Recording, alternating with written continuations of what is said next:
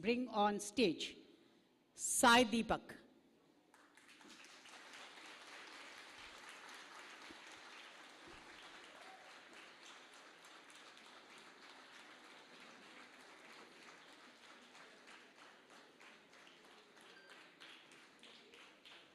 A louder applause now that you can see Sai Deepak amidst you.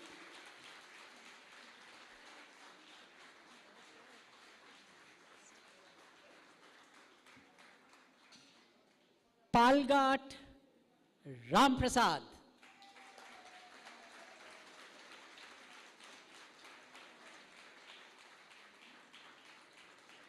I always thought Ram was a man with a golden voice and a commitment to music.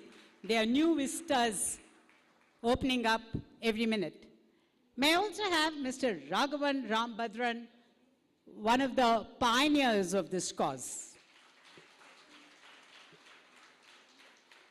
Can we have the president of Vigyan Samiti, Surya Venkateshwarlu, on stage?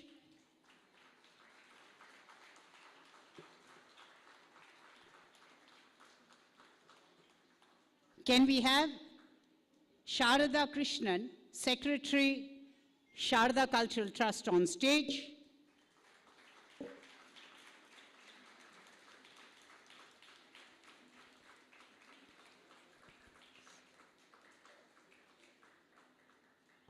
I don't want to hard sell too much, but what's Carnatic music in Hyderabad without Kalasagram? Ram Murthy on stage.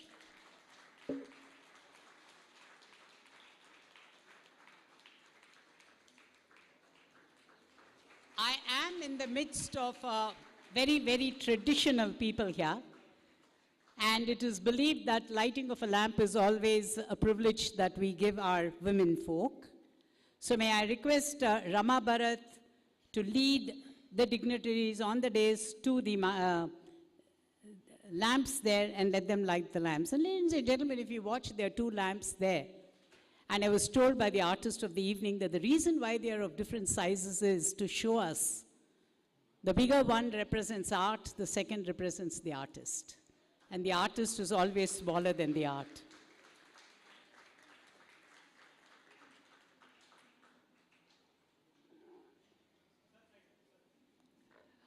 I would hope the dignitaries have the cameraman in mind and they have better parts of their anatomy in exposure.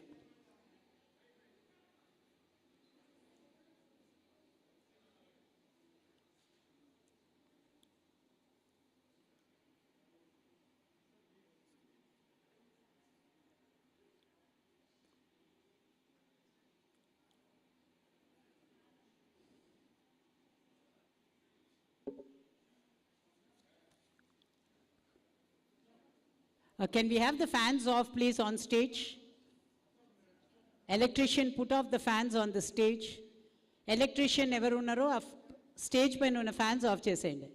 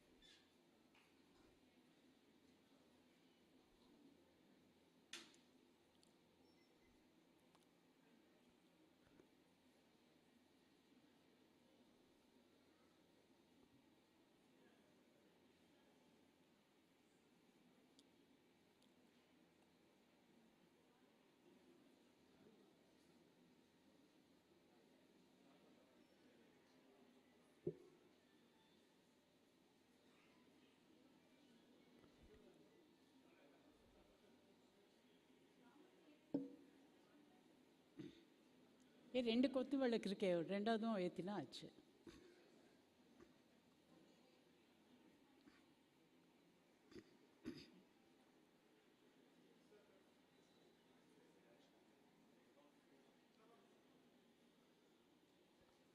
I request, I invite Madhurima to come on stage to render the invocation.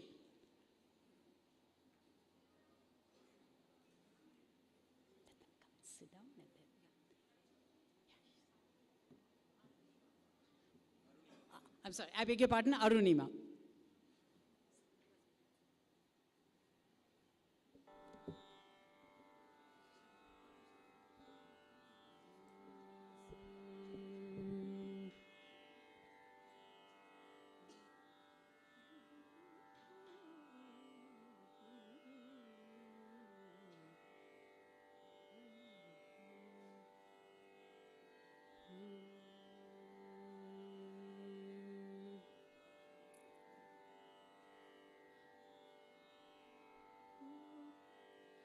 Shri Saraswati Namostute Shri Saraswati Namostute Varade Shri Saraswati Namostute Varade Shri Saraswati Namostute Varade Shri Saraswati Namostute Varade Shri Saraswati Namostute Paradevate Shri Pati Gauri Pati Guru Guha Vinude Vidhiyuvade Shri Saraswati Namostute Paradevate Shri Pati Gauri Pati Guru Guha Vinude Vidhiyuvade Shri Saraswati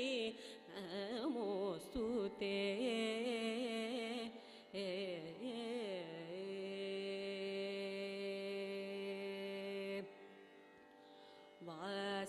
Vasanatraya Vivarjita Varamuni Bhavita Murte Vasanatraya Vivarjita Varamuni Bhavita Murte Vasavadya Khila Nirjara Varavitarana Bahukirte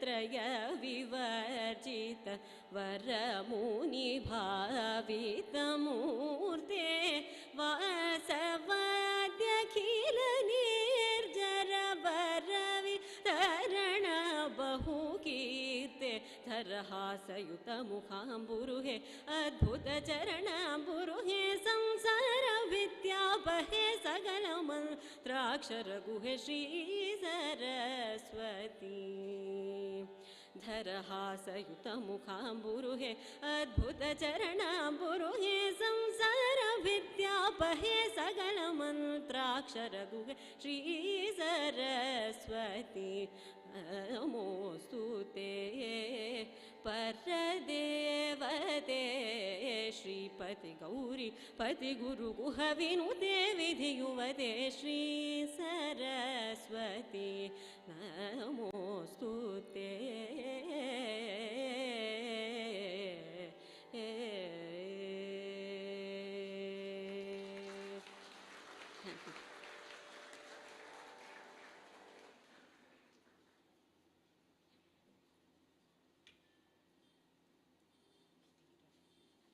May I now request the welcome address by the President of Vigyan. Welcome address.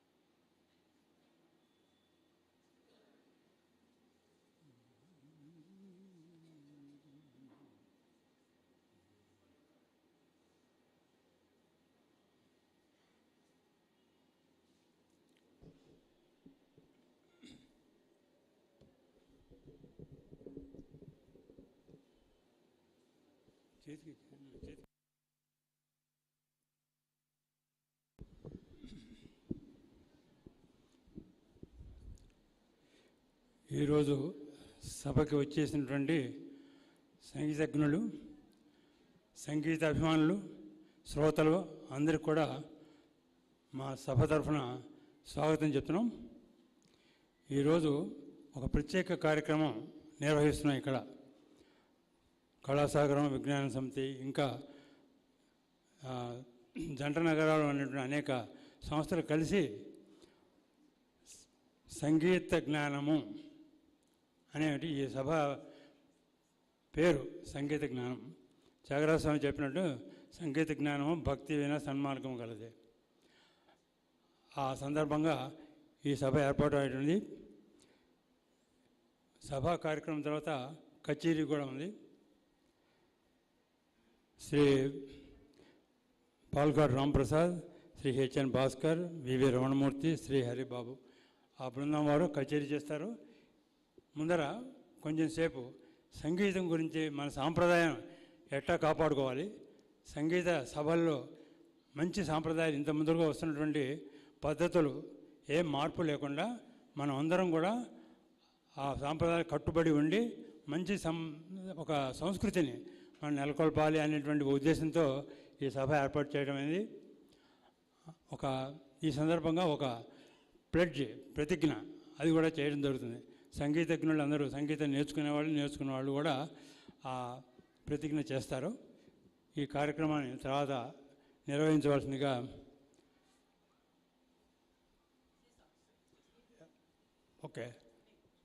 తదుపరి కార్యక్రమం వారు announce చేస్తారు.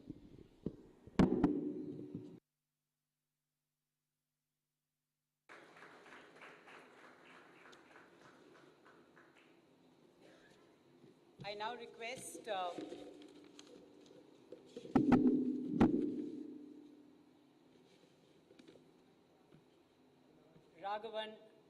now request Raghavan Rambhadran to explain what this pledge is about and the whole concept behind it.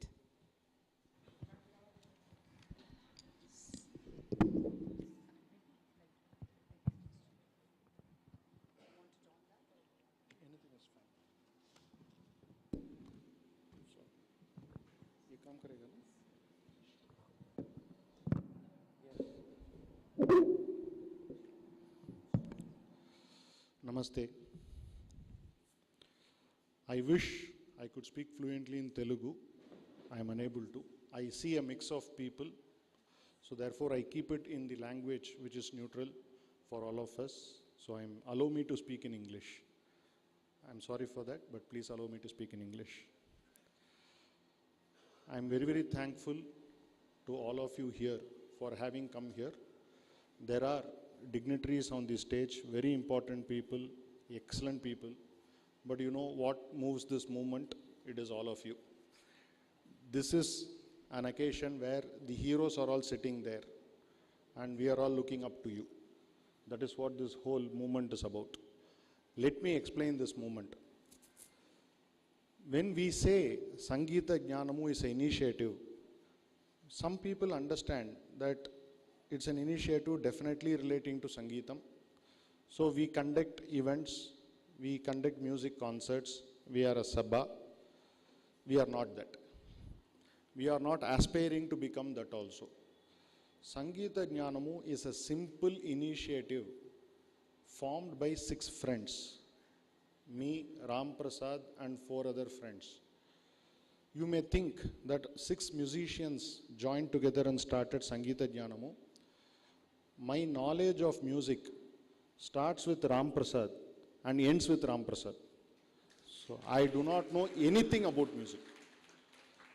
You know who Ram Prasad is. He is a great musician. So then, what is this combination? When you all see me, you may assume that I'm an astrologer. Some may think, some people have asked me such questions also. I'm actually an advocate. People ask me, I tell them that maybe you think I'm an astrologer, therefore you are asking. I don't have a legal answer to it. So I am not that. Ram Prasad and I is the combination which represents Sangeetha Gnanamu in a sense. In the sense that Dharma, Bhakti and our music These three combined together is Sangeetha Gnanamu. There is nothing more in it. How many of us keep saying, Dharmo Rakshati Rakshitaha? All of us know Dharmo Rakshati Rakshitaha. Do we know the full sloka? Dharma eva hato hanti. Dharmo Rakshati Rakshitaha. Tasmad Dharmo nahantavyaha. Mano Dharmo hato vadhit. This is the sloka. Because we are all very positive people, we only talk about the phrase Dharmo Rakshati Rakshitaha. We preserve Dharma, Dharma will protect us. That is all. We are positive. The Purvardha of the shloka says, any person who tries to destroy Dharma, Dharma will destroy that person. Therefore, don't try to destroy Dharma and in the process get destroyed yourself. That's what the shloka means. So therefore, if any of us try to sway away from Dharma, there is no problem for Dharma. Dharma will take care of us. They cannot do anything about Dharma. It is actually Dharma who will take care of them. So that is what the full shloka means. Therefore, what brought us together, we 6 people, we are friends for more than 2 decades. There are excellent speakers. I don't want to take more time, but I want to encapsulate it in a simple, say, 5 minutes or so. We keep talking about many things. We keep talking about Dharma. We are sometimes concerned. We are worried about few things. Then, some few more things happened. Then, Ram Prasad was completely annoyed. But we are not the kind of people who go to the streets and start a fight, nasty fight. We are not that kind of people. What we did is, let us do something positively. This is unbearable. So we started talking, these 6 friends. So we all pledged that we will do something about it. Then, on the situation which was prevailing some 7-8 months back, it started many years back. 7-8 months back, it reached its peak.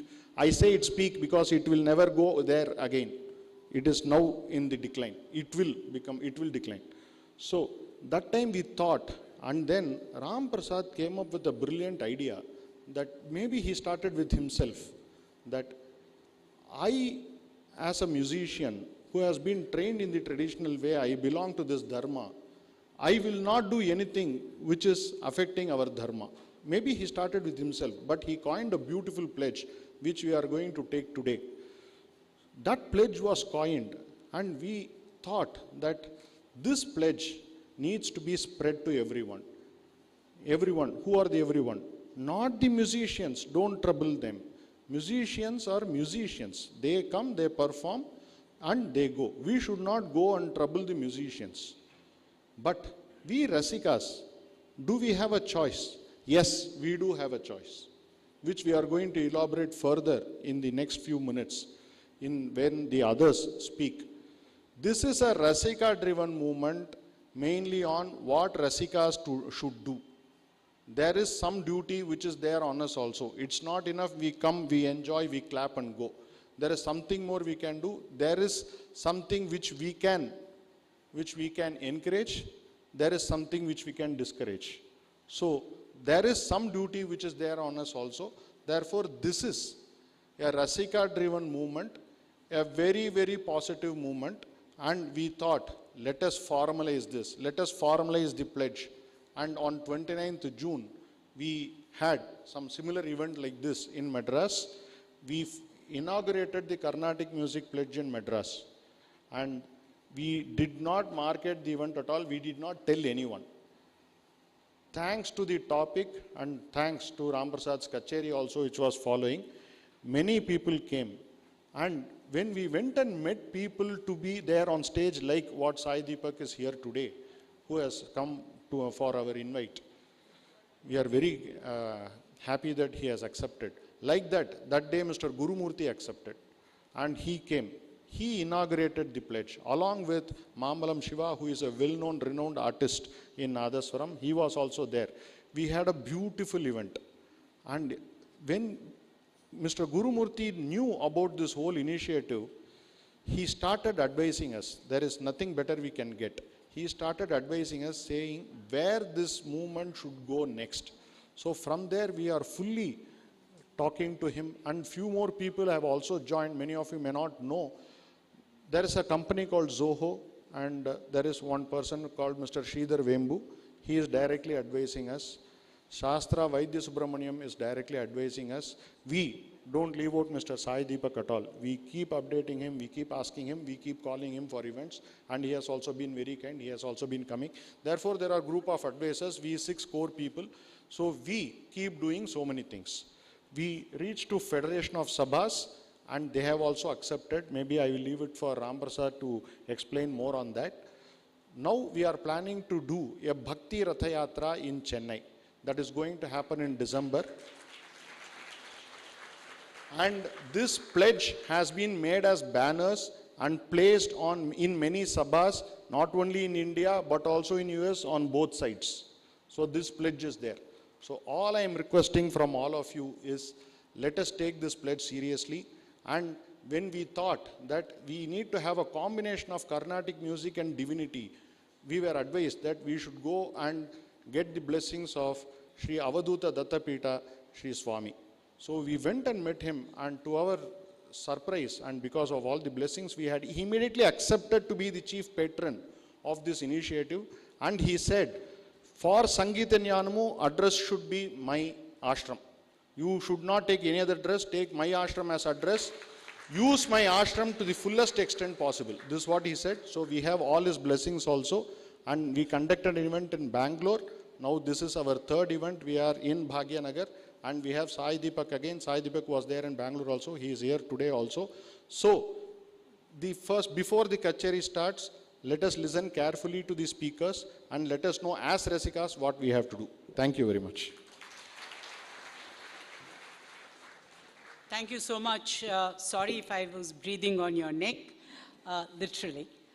Ladies and gentlemen, the next event is what we are specifically gathered here today. Ram Prasad will read out the pledge, but before that, the pledge is with most of you in English and in Telugu. It's been on all the chairs occupied this far. And therefore, I would request all of you to keep the pledge with you in your hands. Youngsters, particularly, and those who still believe that they're learning classical music, may come in the front row, face the audience, and follow what Ram Prasad tells you from here. Ram, would you read out the pledge from there? Would you add a little intro here and then read out the pledge, please? Sorry? We'll have the dignitaries read out the pledge. Okay. And we'll have our Oh, yeah. We could have some of the artists on stage. After he finishes, the pledge in English will be read out by Sai Deepak and in Telugu by Sita Ram Sharma Garu. I want both of them on stage, even as Palgat Ram Prasad is speaking to us.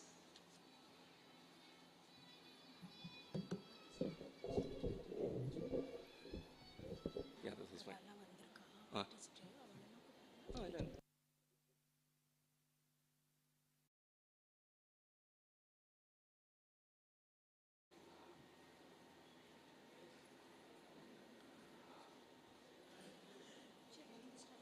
Start பண்ணலாம். Namaskarams to all. Yeah. So, like many of you here, I also opine that if someone like Sai Deepak ji is on stage and he's not speaking, and somebody else is speaking, it's not a great use of time. So I'm totally with you on that. So I'm just going to touch upon 4 broad themes as an extension of what Sri Raghavan was speaking. The first theme is about why are we stating the obvious in the pledge? The second theme is how are these efforts trying to strip off divinity from Carnatic music? The third theme is as ecosystem, the fraternity consisting of artists, rasikas, and organization. Are there any expectations from our side? And finally, how the art of questioning is something which we have to be careful about. How it's a double-edged sword. So a quick summary of our pledge, which basically reads that we should all respect the dharmic and the bhakti roots of Carnatic music. Isn't it stating the obvious? The answer is yes, it's stating the obvious. It's like saying that if my parents are in trouble, I'm going to take care of them. Do we take a oath for that? Probably not.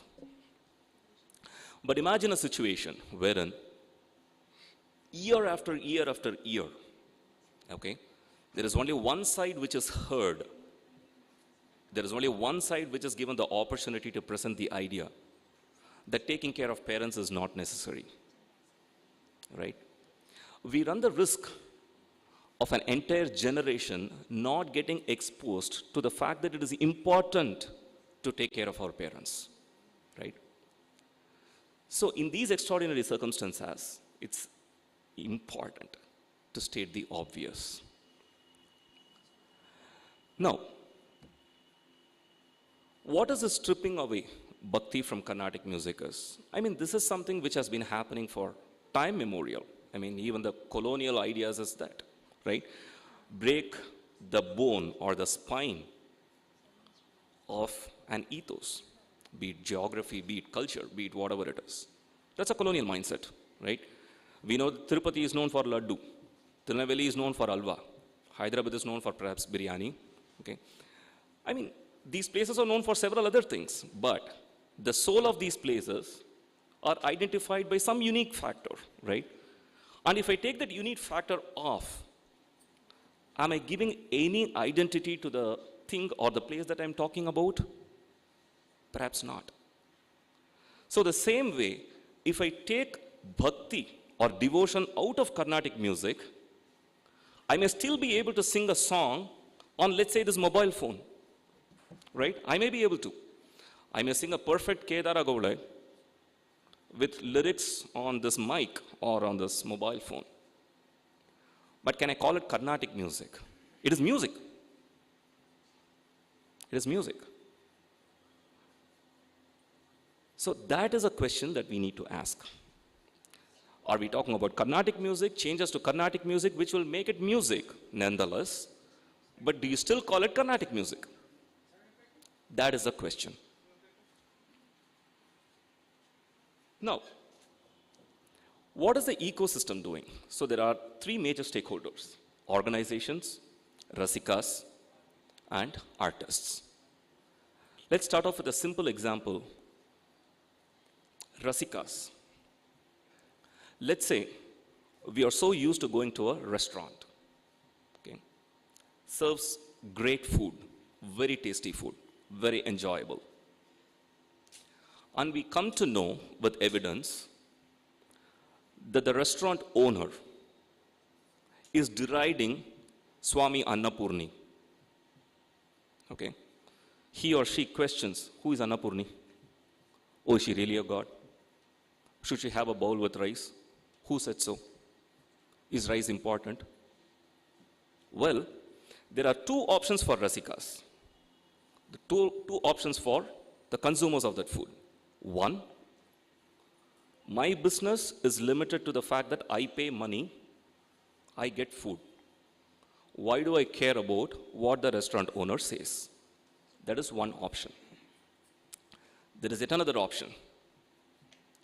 You say, unless the restaurant owner mends his ways, I am not consuming the food that you are giving. I may still go to another restaurant which may serve me some quality food which is less than what I'm getting here, but I stand for what I believe in. I am not here to say which is better, but I am merely saying that these two options are available for the consumers. It is up to the consumer to pick which side he wants or she wants to choose. There is no right or wrong. But obviously there is one option which at least apparently seems to be more desirable than the other. That is about the Rasikas. About the artists, let's think of a simple story. Okay? Let's say we always see a bunch of 20 workers who work for Women's Empowerment Cell or whatever it is called. Every day, around 5 p.m., these 20 people have tea in a roadside stall. Okay? And after a few months, we see that 2 or 3 of them, for their own self-inquiry or self-experimentation or whatever, probably start to pass on non-generous comments on passers-by or women. The rest of them, they are not encouraging this. They are not encouraging the 2 or 3 to pass these comments.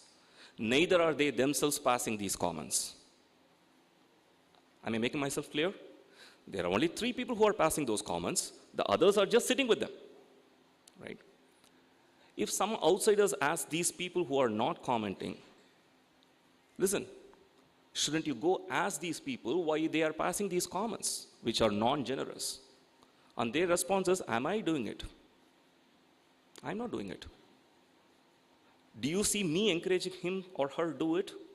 No. So I continue to drink tea, the same stall with the other 3. Again, there is yet another option. There could be certain people who are drinking tea who might empathetically hypothesize a situation wherein the passers-by or the women could be their own mothers, could be their own sisters, could be their own wives, could be their own daughters. Would they still keep quiet? Again, 2 options, right? One is, I'm carrying out my business. I'm not doing it, so why would I care? The second is, I take ownership of what is being done. I feel a sense of empathy. I feel a sense of belonging. And therefore, I respond in a certain way. Again, which is good, which is bad, is for artists to decide. Nobody is there to comment on what is right or wrong. But still, you have 2 options. It's up to the artist to pick a side. From the organization side, the organization here would literally mean the tea stall, which is giving the tea to these workers, right? The organization or the tea stall here can clearly say, why would I care who passes what comments? I'm here to sell tea. Anyone who pays me 20 rupees, I'm going to give him a glass of tea. Business. But there is a responsible business where the tea stall could say, I will not sell tea to people who are passing egregious comments on passers-by. Again, it's a choice. Does one seem a bit more responsible? Perhaps yes. But can people exercise their choice? Yes. The answer is yes. So it's a question of where we want ourselves to belong to. So I started off with why stating the obvious is important by explaining the pledge. The second part was basically trying to understand the spirit of stripping of bhakti away from Carnatic music, which can still be music, but questionable whether it's Carnatic music, right? Third, I was talking about the response of the ecosystem from 3 sides: Rasikas, artists, and the organization. The last one, let's even understand the double-edged sword of questioning, right? It's almost, I wouldn't say almost, I mean, as a behavioral, I'm a trained behavioral economist. So the kind of conversations I've had with people who may be supporting radical ideas or who may be supporting or in line with ideas which can potentially encourage divinity to be stripped of Carnatic music, most of or all of them actually align with the idea because it is fancy to align with something which comes across as intellectual. They may not necessarily know what the movement is about. But is it fancy to align ourselves with something which is called super intellectual? Yes. It's an easy way out. I don't have to be an intellectual myself, but as long as I'm able to support an intellectual idea or a so-called intellectual idea, I am a supporter of intellectual idea. Therefore, by extension, I'm also an intellectual. But do I know what it is? In my experience, the answer has been no 9 out of 10 times. Right? Now, why am I saying all these things? Because we are here for a reason. What all I said, right? It is very tempting for us to associate each and everything of what I said to specific individuals or specific institutions. But if we do that, I think we are losing the purpose of why we are here. All these individuals or group of individuals or institution or institutions are just a speck of a representation of a bigger ecosystem. If you think the SANGEETHA GNANAMU movement is against individuals, no, please. I want to clear that very systematically here. There are two ways to make one line look small. Erase it or draw a bigger line right next to it. So as a positive movement, we want to reinforce the fact that Carnatic music is all about bhakti. We are not here to fight anyone. No. That's a lost cause. That's a lost cause. It's absolutely unnecessary to fight individuals or institutions. No. That's not the purpose of this movement. The purpose of the movement is to reinvigorate the concept that Carnatic music has its roots to bhakti and devotion. Whether you talk from a Vedic perspective of how Samavedam has been the origin of the notes that we sing, or the Tolgapiyam or the Silapadigaram, which talks about Irai Pani as Pannisai, right? Whichever angle you look at it, if you trace the origin, it has an aspect of divinity to it. And this is something which we want to reinvigorate in people. People think that it is an entertainment. Yes, I am here for entertaining you. At the end of it, if my hall is empty, I am not a successful entertainer. Let's face it, regardless of how great I sing or how bad I sing. But do I operate with responsibility as a professional, right? Do I take ownership of the field in which I operate? Is the question that artists need to ask. As Rasikas, you need to ask. Just think of the restaurant example that I gave you. Is the business just related to the fact that you pay money, get the food that you want, or is there something more to it? As organizations who have come together, do they feel that they should be serving tea with a caveat to people who don't pass such remarks or comments at passers-by? That is the question that we need to ask. And this is something, through our activities in SANGEETHA GNANAMU, that we are trying to reinvigorate in people. So as Raghavan said, it is an entirely Rasika-driven movement. It is for us.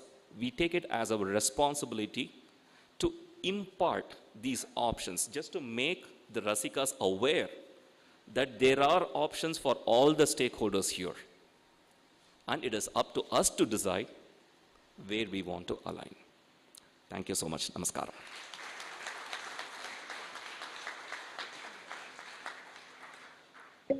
I would now request youngsters to come here. I have a few dignitaries with us who I would specifically invite. It's their choice to be on the stage if they are comfortable. Rama Prabha, Anand Sharma, Uday Shankar, Karthik, N. Bhaskar, V.V. Ramana Murthy, N. Suri Babu, the accompaniments of this evening, Aparna Gopalakrishnan. Artists can come onto the stage. The youngsters, please come stand here facing the audience. You can call Hari Babu. I called him. Hari Babu Garu? I thought your name was also called. Sorry. Suri Babu. Hari Babu no Suri Babu. Hari Babu.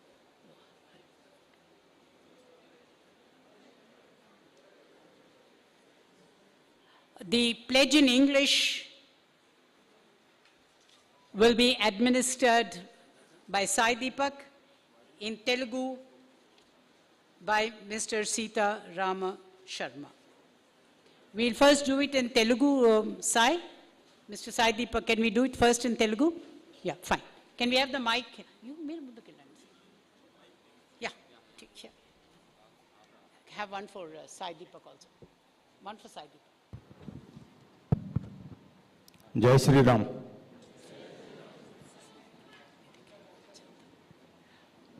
The youngsters, I'd like them to stand in the front row below here, looking at the audience.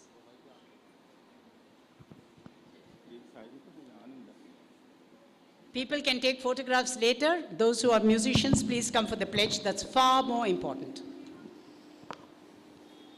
Those youngsters who are learning music, please come in the front. Let's give Palghat Ramprasad and team an indication that this is the growing Chennai.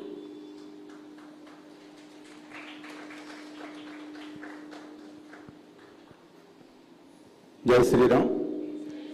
మీ అందరికీ ఈ ప్రతిజ్ఞ పత్రం మీకు వచ్చి ఉంటుంది. భయ్యా నేను చదువుతాను, నా తర్వాత మీరు చదవండి దయచేసి. సంగీత జ్ఞానము కర్ణాటక భక్తి సంగీత మూలాలను గౌరవించుట. ఇప్పుడు ప్లెడ్జ్ మొదలవుతుంది. ప్రతిజ్ఞ. కర్ణాటక సంగీత ప్రతిజ్ఞ. నేను ధార్మిక మరియు భక్తి మూలాలు కలిగిన కర్ణాటక సంగీతాన్ని గౌరవిస్తాను. నేను కర్ణాటక సంగీతానికి విఘాతం కలిగించే ఆలోచనలను చర్యలను ఏమాత్రం సహించను. మళ్ళొకసారి. సంగీతానికి విఘాతం కలిగించే ఆలోచనలను చర్యలను ఏమాత్రం సహించను. జై శ్రీరామ్. జై Bharat. I'm just slightly offended at the assumption that I don't know how to read Telugu. That's why I got a chance. I am a boy of Hyderabad. Bhagyanagar, sorry. Now in English, unfortunately. I will respect our dharmic and devotional roots of Carnatic music. I will not entertain, encourage or support in any manner any views or actions or thoughts that undermine the same. Jai Shri Ram. Jai Shri Ram.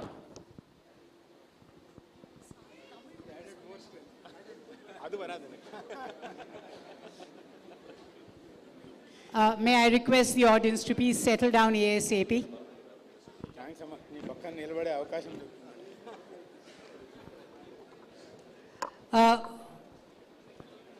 We shall have an interactive session with Ram Prasad. In the meanwhile, some of our volunteers will get a set of chairs for some of our guests who will have to occupy a row ahead of the most important VIPs sitting in the front row. Can we have some chairs in the front row, please? Can we get some chairs from back? Some of the youngsters, please help. In the meanwhile, ladies and gentlemen, we're going to have this session. I know many of you are here to listen to Sai Deepak speak. I'm told his following is as much as Ram Prasad is as a singer. But for decisions taken by him, he is going to be part of a Q&A session or an interactive session. Questions will be on, basically the theme is Dharma, our Dharma, culture, heritage. Preferably related to arts or music would make it more relevant.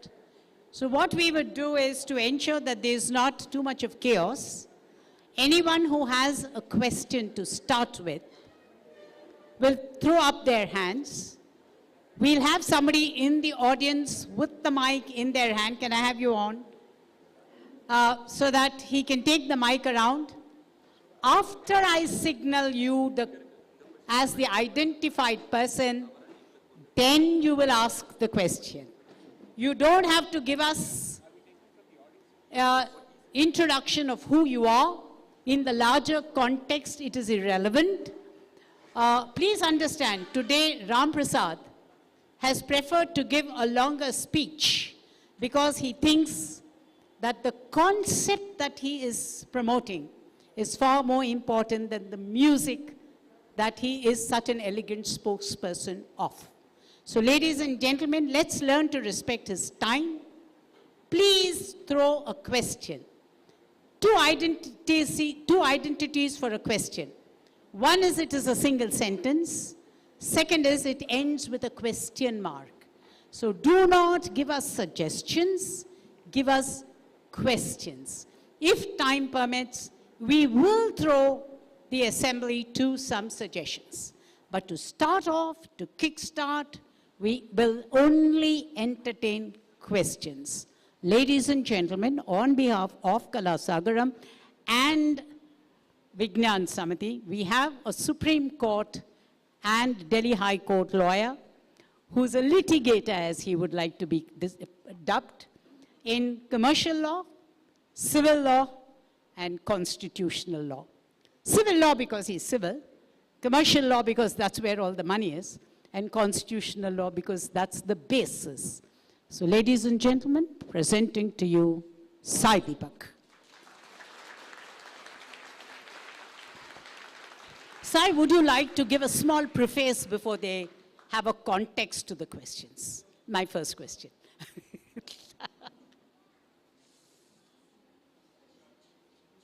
Okay. This works. Namaskaram. I'm heavily under the weather, so my apologies if I don't sound enthusiastic. I usually take about 5 or 6 minutes to warm up, but I think Mr. Ram Prasad has given a fantastic primer or a preface to what to expect and what this entire movement is about. Way too often I get asked this one question across the board, regardless of where I engage with the audience. Can we have an umbrella organization that addresses Hindu issues across the board? Do we at least follow a hub and spoke method where there is a central organization that supports multiple organizations across the board? Because we seem to be having challenges on different fronts. How do we address issues from Tirupati Laddu to Carnatic music? How do we touch upon each of these aspects? When someone asks this question, I certainly respect the angst behind that question and the sentiment behind that question. But the one thing that I've been extremely wary of and extremely cautious about is that the community in the long run must learn the art of self-reliance as well as broad-basing of its initiatives, as opposed to putting all its eggs in one basket. So, increasingly, I've been telling a lot of organizers, I've cut down heavily on my public engagements because of my practice commitments and other issues, but the one thing that's going out by way of a standard caveat these days is avoid terms like civilizational warrior, avoid terms like whatever superlatives that you feel like bestowing people with. Too early, too premature, you shouldn't be doing it. And second, when you start cultifying a single individual, it takes away a certain sense of responsibility from others because they assume he is there, he will do it, she is there, she will do it. And in that process, there is a subconscious outsourcing of individual responsibility. And which is why I'm extremely happy about this particular initiative having sprouted on its own, having been the product of a Rasika and an artist coming together to protect Bhakti and Dharma. And I think there is a lot to learn from this, the creation of this platform, And I say this as perhaps my unsolicited suggestion or advice, whichever way you see it or whichever way you're interested in taking it. The reason why some of these movements must be driven by the consumer or by the community, broadly speaking, is not from a sense of duty or obligation. I've stopped appealing to Hindus' sense of duty and obligation. I've stopped doing it because I don't see it as yielding too many results. I'm trying to create selfish motives for the Hindus. At the very least, look at it from the perspective of passing on these values to your own children. Forget the rest of the community. If you're interested in understanding, or see, it's like this. To draw from the food example that Mr. Ramprasad gave, and I think his qualification and his training as a behavioral economist was at full display. I don't know how many people paid attention to that, given the kind of examples he gave. On the question of medicines, we want purity, we want quality. When it comes to food, we need to know that what we buy is truly basmati and that it comes from the very same tradition. Organic food has suddenly become a fad when it is something integral to our culture. It's always been integral to our culture. We have come an entire cycle after having destroyed that ecosystem. We are trying to create a patchwork of an ecosystem. It's like trying to cure cancer with a band-aid. 3, we want purity in Kanjivaram silk and the tradition. We want purity in dresses, clothes and everything, but not in tradition and music. How does that work? Really, how does that work? He is a bit more diplomatic and therefore he doesn't want to take a position as to what is right and what is wrong. Diplomacy is something that is completely lost on me. So I will say that Carnatic Sangeetam without Bhakti and Sanatana Dharma at its base should not be allowed to be called Karnataka Sangeetam under any circumstances.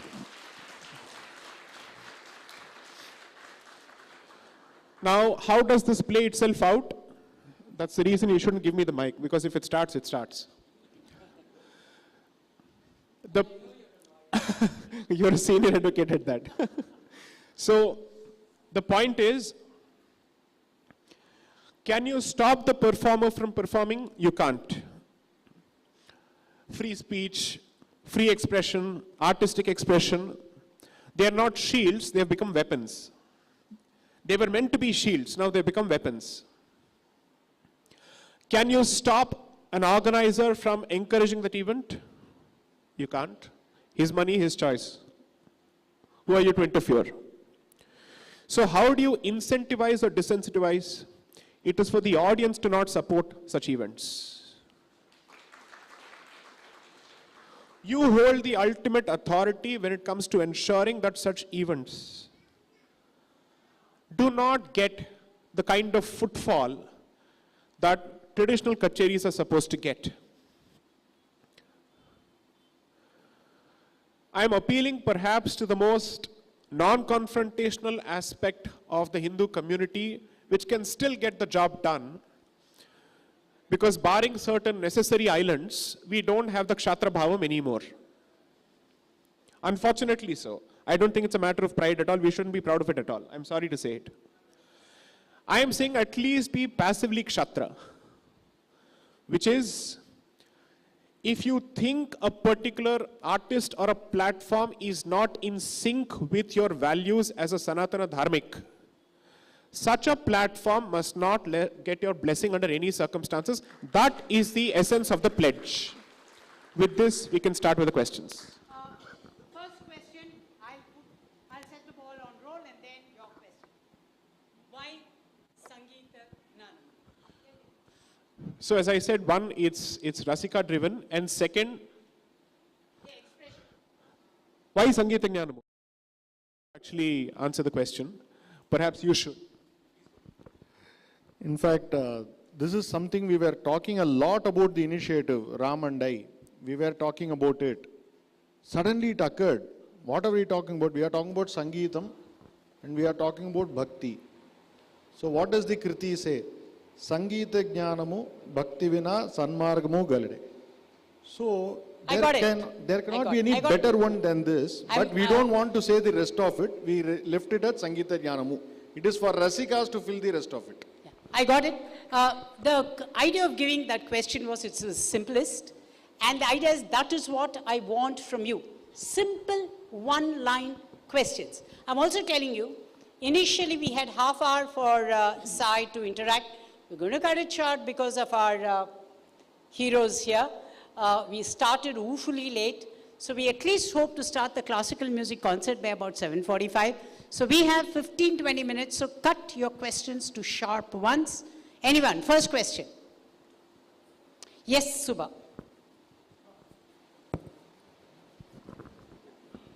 What are the 3 vital points that you would like to give to the new generation artists or budding singers? As you know, they will probably think bhakti is, too far-fetched an achievement.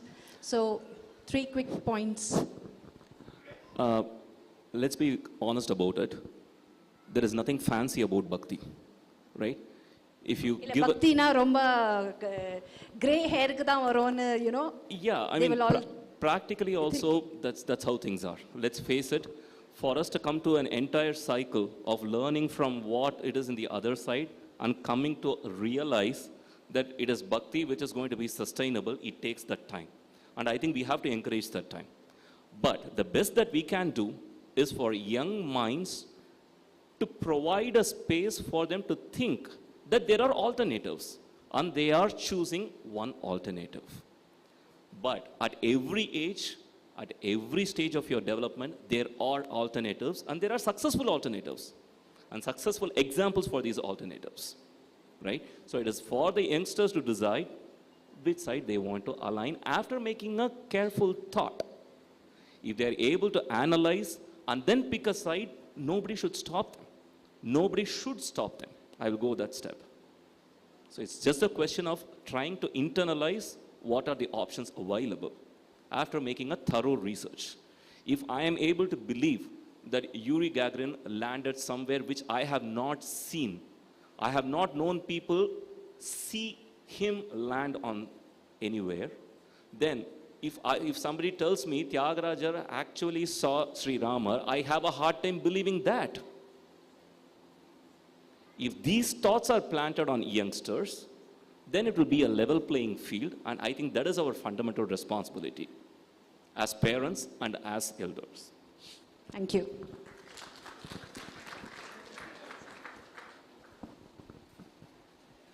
Sir, good evening, all panelists. My question is that Ram Prasad ji, when at his introduction, he mentioned, he questioned about the, not questioned, he suggested to be more aware about the ecosystem and the artists and sabhas, rasikas. And you have thrown a big gauntlet on us. So how could we profile, how could we filter the profile? See, unless that is, okay, one artist may come out and convey through various speeches or his opinions, but the presentation doesn't clearly mark so visibly that it sans devotion or it is with devotion. But the expressions, the musical presentation, all look alike.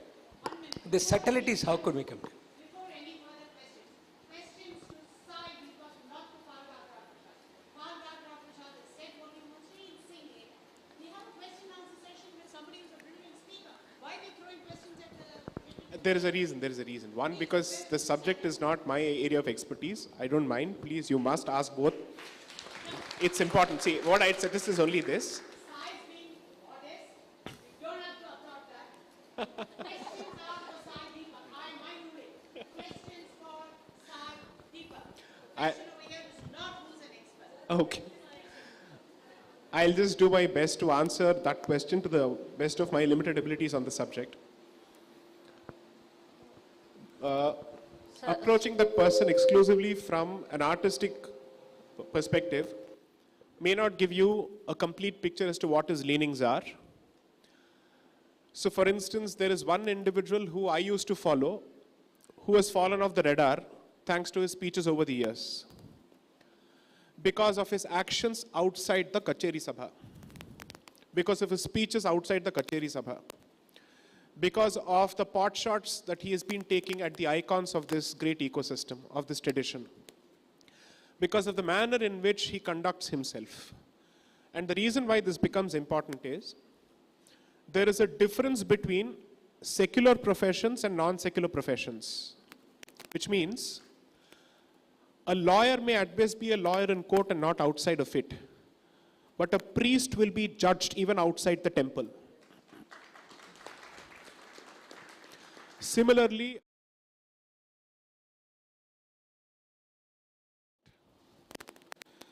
that is what made, according to my limited knowledge, people like MS such iconic individuals, because of the way they conducted themselves as human beings, for their adherence to tradition, which is what added that zing to the performance on the stage. It's the other way around, according to me. So it's unfortunate that this invites us and calls upon us to judge people on their conduct outside of the stage as well. But they've forced us to do this, because what used to be taken for granted can no more be taken for granted thanks to what they've done. So unfortunately, this is the reality. So when Sabhas, to answer your practical question, the filter should be, you need to observe their trajectory and their track record, not just as artists, but also what they say about the art when they're off the stage. That's what I would do.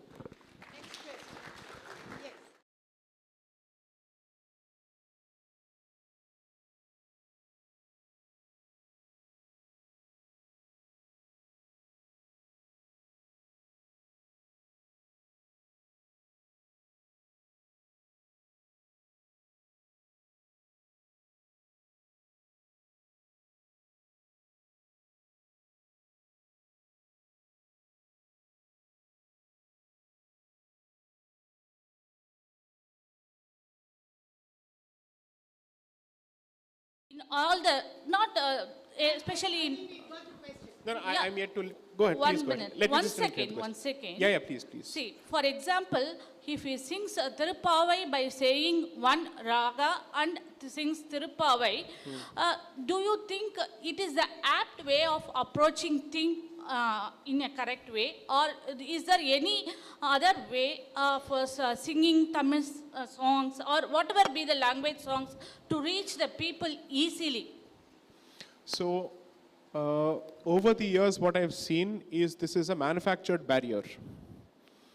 And I will blame, I'm sorry to say this, my biological home state for this significantly, where Telugu songs or kritis in Telugu have been opposed.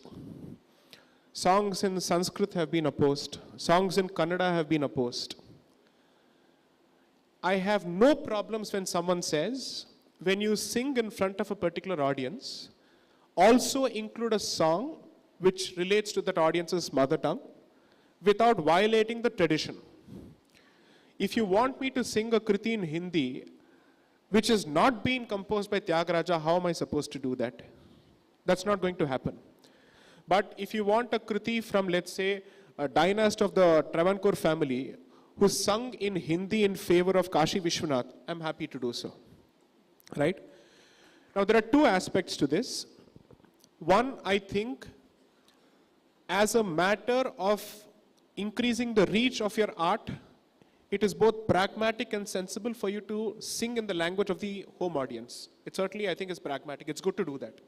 Two, it takes away the criticism of elitism that Carnatic music is limited only to a couple of languages and not beyond.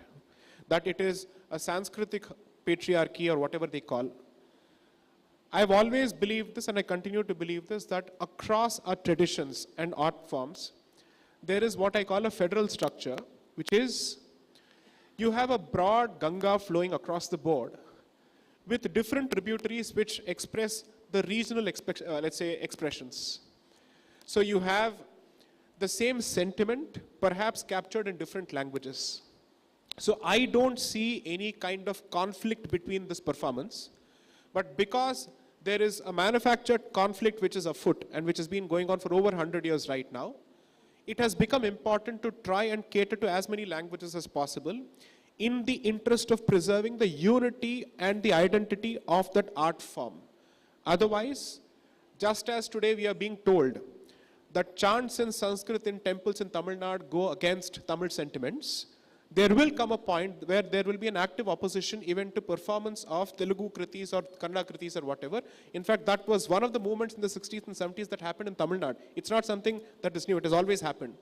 So I believe diversity in the repertoire of presentation of the artist as part of these sabhas and kacheris would be a fantastic message to show that this is an inclusive movement. It is not meant to be super elitist. I would certainly subscribe to that notion.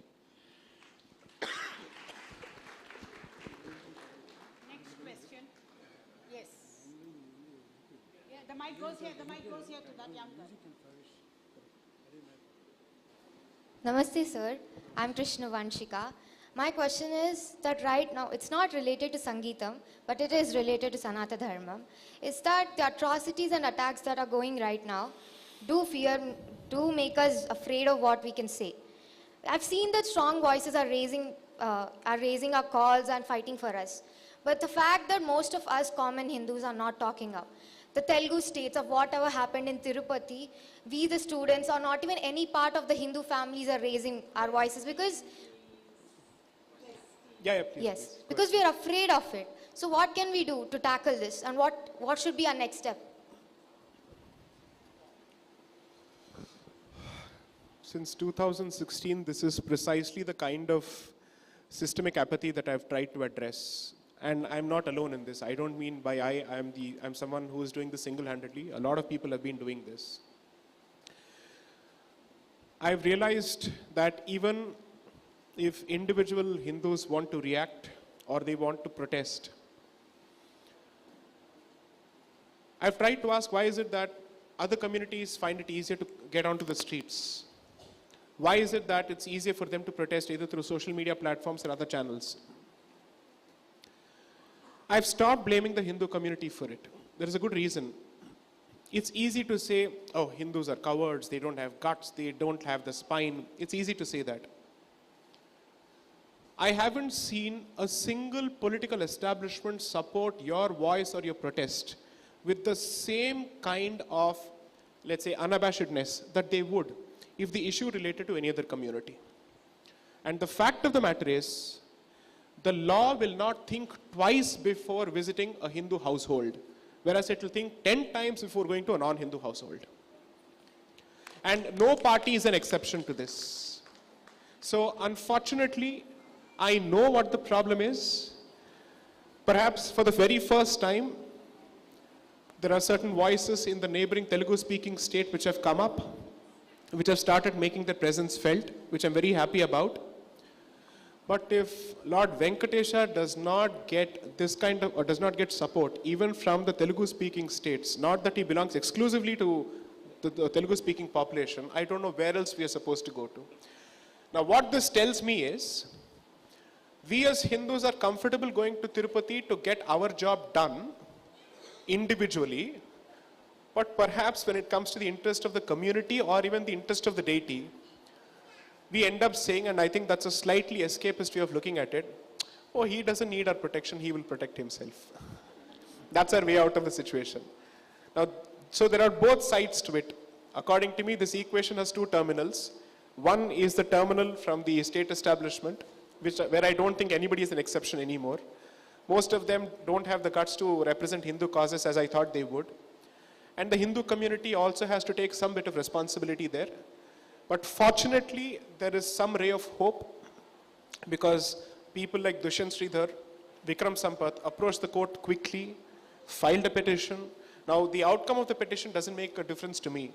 What matters is, did you make a noise, did you protest or not? To some extent, it did work. But the rest of the community, I think there's a lot of work to be done. There's a lot that was left to be said. So let's see. I'm right now taking a back step because I'm trying to understand what is it that we are not doing right in terms of giving the community the confidence to come forward. If genocidal attacks also don't wake you up, then I don't know what will. I'm taking two more questions only. One, somebody asked yesterday. Run with the mic here. Namaskaram everybody. This is Udaya. Sai Deepak sir, when are we raising our voice to remove secular word from the constitution?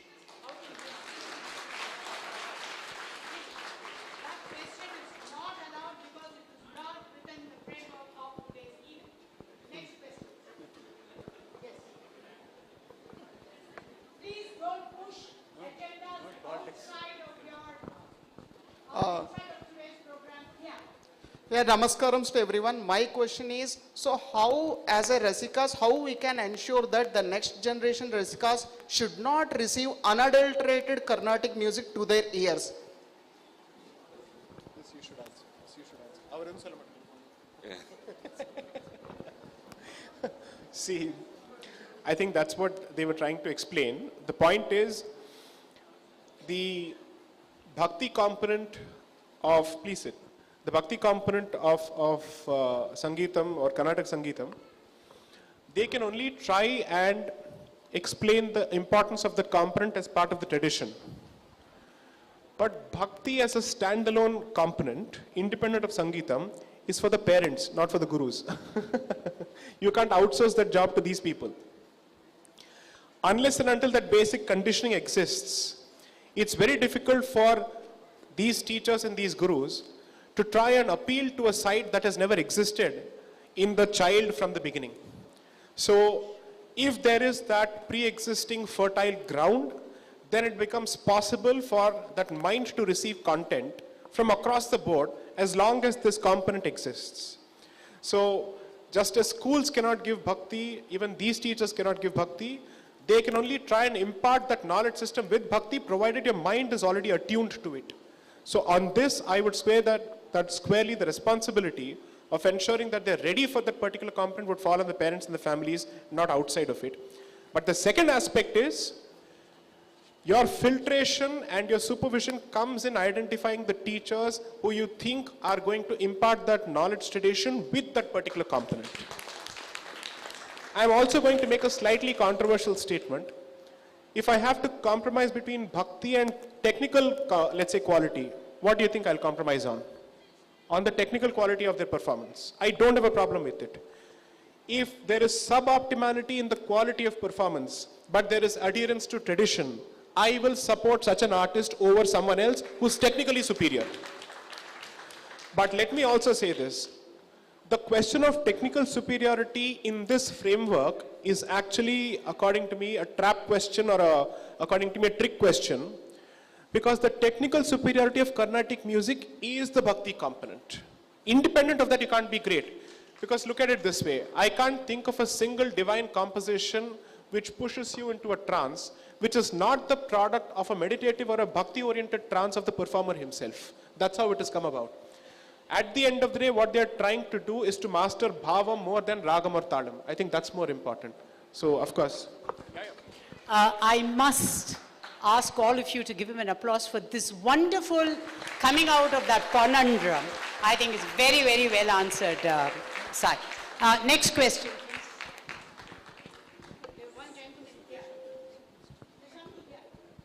Hello, Namaste. I am Uday Shankar, served in All India Radio.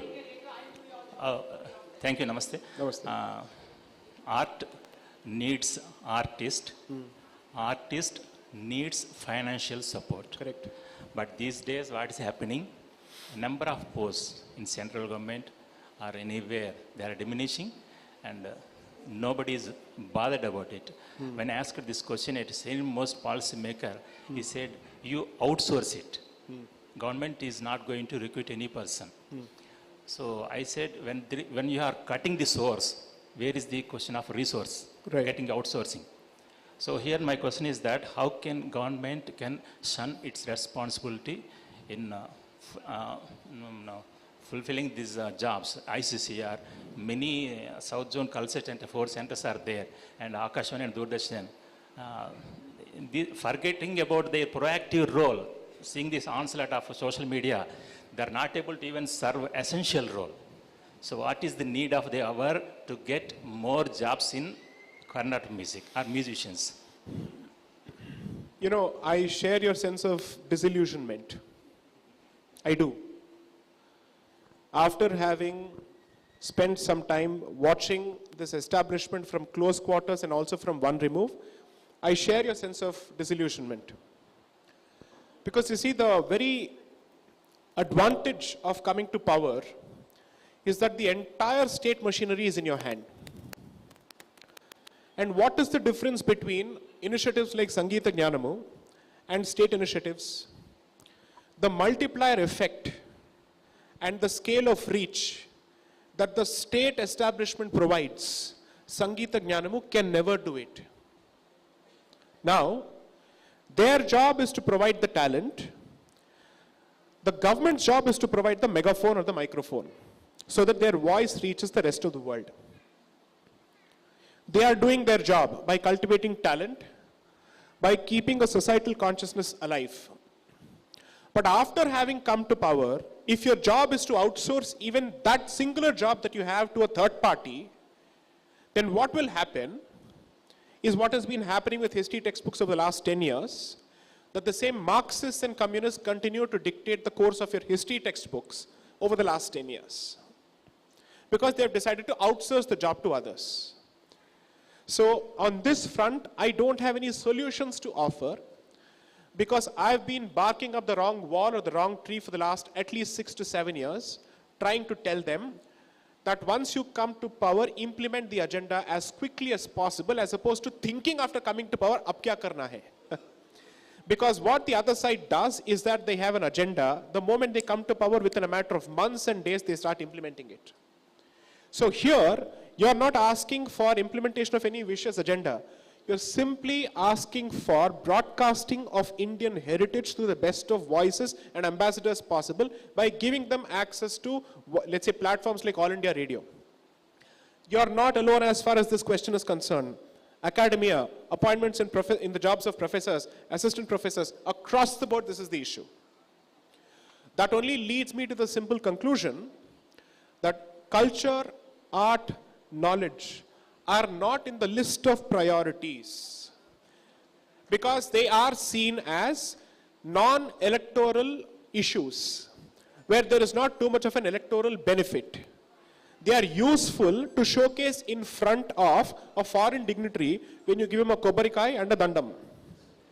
But outside of that, you will not do anything about it.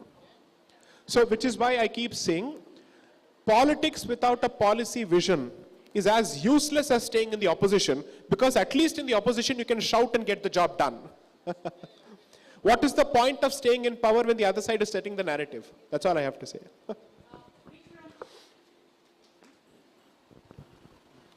Yeah, this is a question to Mr. Ram Prasad. Do you think that the poetry of Jayadeva, which is not only romantic, sometimes very erotic, and do you think that the genre of Padam and Javali, for instance, like that the Osose in Mukhari, this is not bhakti. This is a lovely expression composed in the meter of Carnatic music. Does it conform to your definition of bhakti or Carnatic music? See, first, let me just divide your question into two parts. First thing, what I opine is immaterial. Here we are talking about collective responsibility. So I'm just making the delineation very, very clear. As far as your question is concerned, everything that you mentioned, we have something called the concept of Navavida Bhakti, right? So in Navavida Bhakti, you have 9 different kinds of Bhakti, wherein one kind is like you play with God. Other thing is, as Mirabai, you just, look at God in a different way. So there are several ways in which you can associate your love and your bhakti to the Almighty, right? And this is one form of expression, and this definitely forms a part of one of the parts of Navavida Bhakti. So what is wrong in not treating it as bhakti is my question. It's definitely a form of bhakti. Thank you, Ram. Thank you, Vikram. Thank all of you for throwing up those nice questions. Thanks to all of you. Yeah, of course, sir. Sir, with your permission, can I take a shot at the last question? Of course you can. Can I? Please. Of course, as a non-complete layperson to it, I think the insistence of this platform is not about bhakti alone, the insistence is on respect to the original sentiment of the original artist, which is the fount of tradition. Which is to say, if a particular composition has been sung in a particular bhavam, with respect to a particular form of sentiment, it could be either bhakti or it could be erotica, whatever it is, respect it, don't secularize it merely because you are trying to secularize the art. That is where perhaps this position comes from. So this is not to say that everything about Carnatic music must necessarily be immersed only in bhakti. If a particular composition subscribes to a particular form of emotion, be true to it as much as possible. I'll give you a simpler example, perhaps as a practitioner of Kalaripayattu, I'll say this. You start with a vandanam, you end it with a vandanam, you can't do it without that. There is a specific corner of the site which is called the Putara, which is dedicated to Bhagavati, who is the deity for Kalari. There are schools of Kalaripayattu where they have decided to completely remove that particular corner and not have either the Vilakku or that particular corner dedicated to the deity. Now obviously in such an art form, you are looking at Kshatra Bhavam. Now this is therefore not a question of associating it with bhakti, it's a question of saying there is a specific deity who is associated with it, respect that art form. Now what have teachers started doing? Because they need to respect the sentiments of certain students coming from non-Hindu backgrounds, they have decided to divorce their relationship with the art form and with the deity. And unfortunately, there is no insistence from the parents, the Hindu parents on the teacher to say, we want you to continue to teach it along with the devotional tradition or the devotional aspect of it that comes with it. If there was more pressure from the Hindu parents that they will not send their children to such, let's say what they call the schools of such martial art forms, then perhaps there would be a greater pressure on the teacher to subscribe to it. Applying the very same logic here, perhaps the leitmotif or the underlying message that's being sent is not just bhakti, which is to say the dharmic roots of Karnataka Sangeetham should not be divorced, regardless of the bhavam or the sentiment or the emotion it represents. Whether it is bhakti or erotica makes no difference.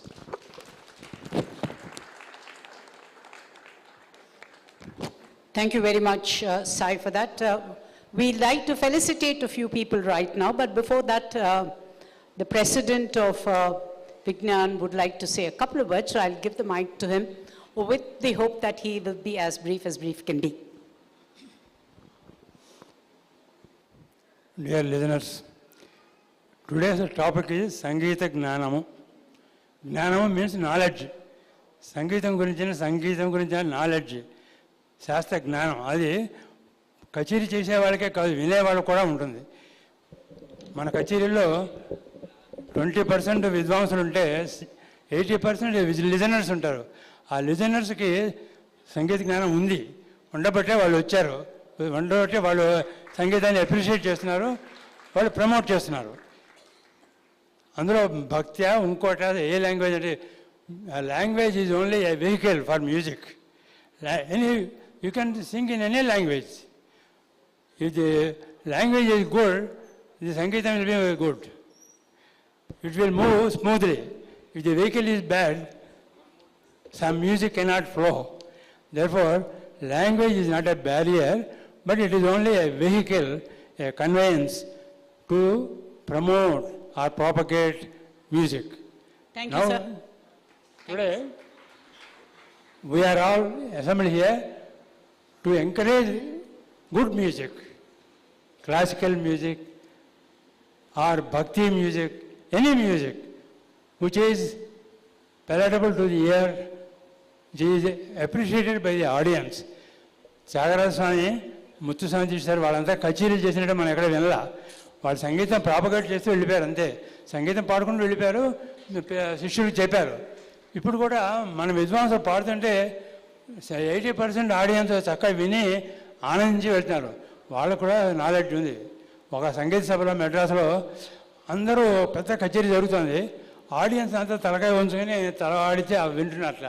ఒక German musician వచ్చి, ఇదేంటి ఇంత సైలెంట్గా ఉన్నారేంటి, మా జర్మనీలో అంత స్టేడియంలో అంత గందరగోళంగా ఉంటుంది, ఇంత పీస్ఫుల్గా ఉంటున్నారంటే there is something substance in the music.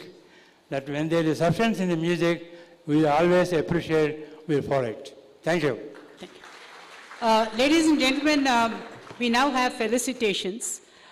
Before that, all of you who are so enthusiastic in putting your hands together, if you understood what Sai Deepak and Palgat Ramprasad have said, is also put your foot together and move into large numbers where there is bhakti-oriented Carnatic music.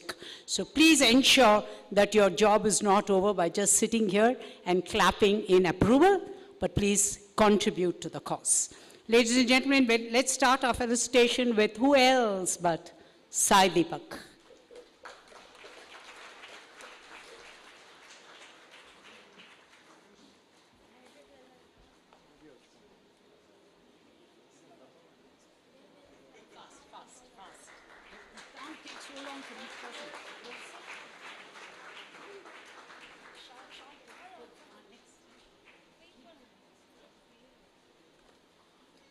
The next will be Ram Prasad.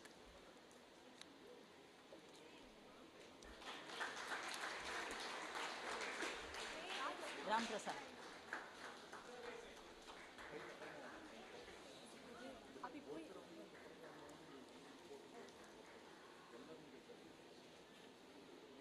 Palgat Ram Prasad.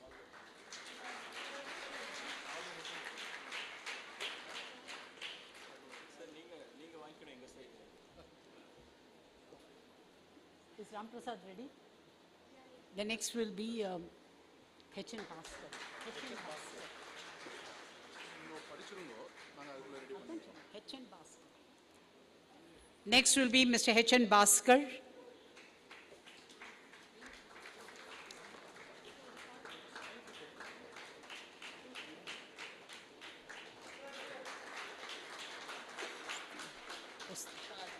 Shawl hasn't gone. Okay.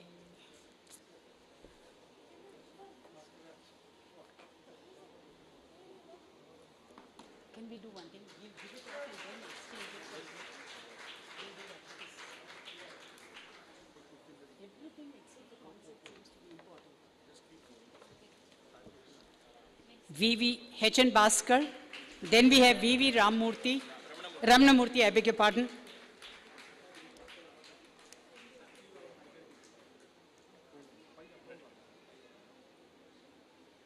Hari Babu.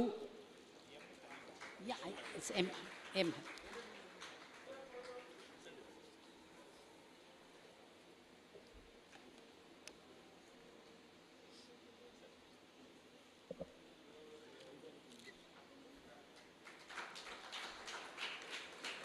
Surya Venkateshwarlu, the president of Vigyan Samiti.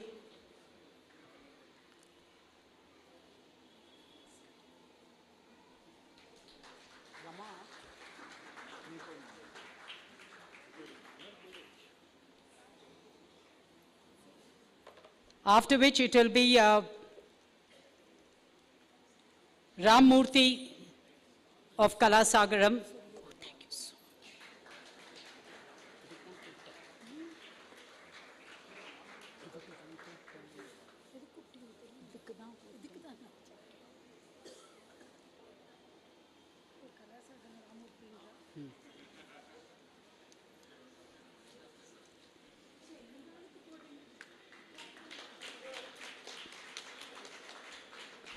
Sharada Krishnan of Sharda Cultural Trust.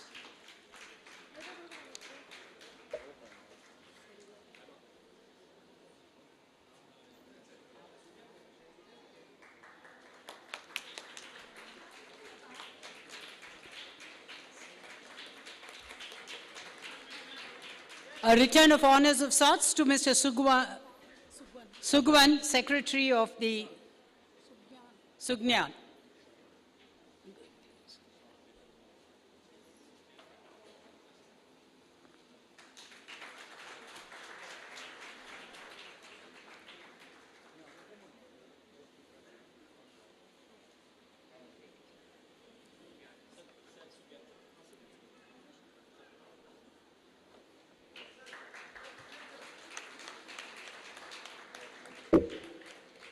And how can this be complete without I requesting Sai and Palgat Ramprasad together to felicitate Raghavan Rambhadra.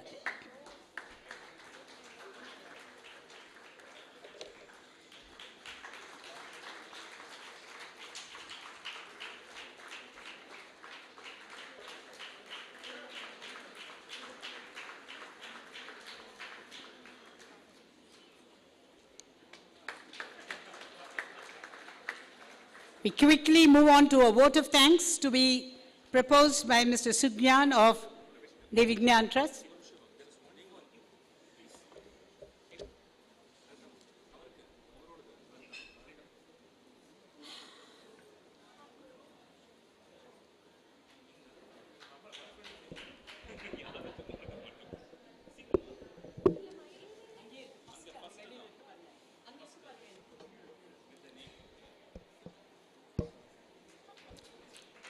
I feel privileged to present this vote of thanks on behalf of Sangeetha Gnanamu, Kalasagaram, Vijnana Samiti, and all other friendly cultural organizations of Twin Cities who have extended their moral support in organizing this special event. We feel we are fortunate to have Sri J. Sai Deepak as chief guest for this program, an young advocate, a counsel before Supreme Court of India, High Court of Delhi, a writer, columnist, and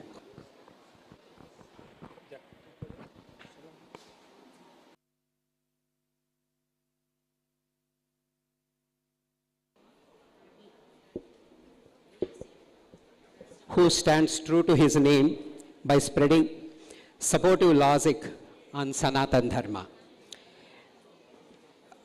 Today's emphasis was on protecting the Dharma and carrying it on further.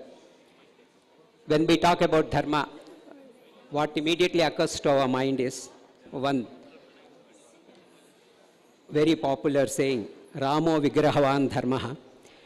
So he is an embodiment, Lord Ramachandra is an embodiment of Dharma. And Rama and Dharma, when they are so very connected, here in this particular case also, when this special moment of protecting Dharma has been taken as an issue and it is being brought in front of you, it's Ram Prasad and Raghavan, both are Ramas, standing for Dharma again here.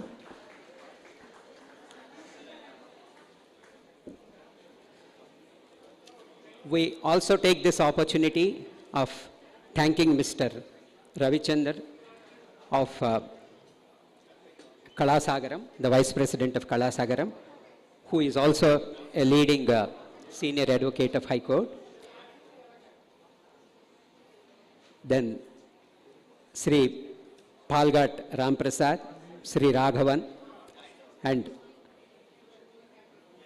SICA, South Indian Cultural Association, Sangeetha Ksherasagaram, Sarada Cultural Trust, and all other organizations. And also we thank the audience for coming in large numbers and blessing us with this, with your presence.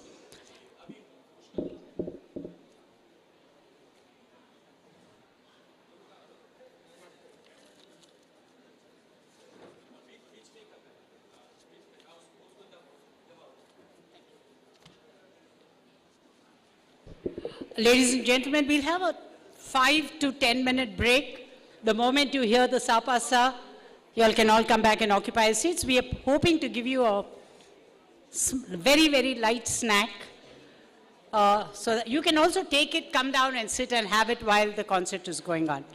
I don't know if that goes in tune with Sangeetha Gnanamu's philosophy. I don't think there's a conflict there. So please pick your snack instead of standing there, sit down and savor the music. Ladies and gentlemen.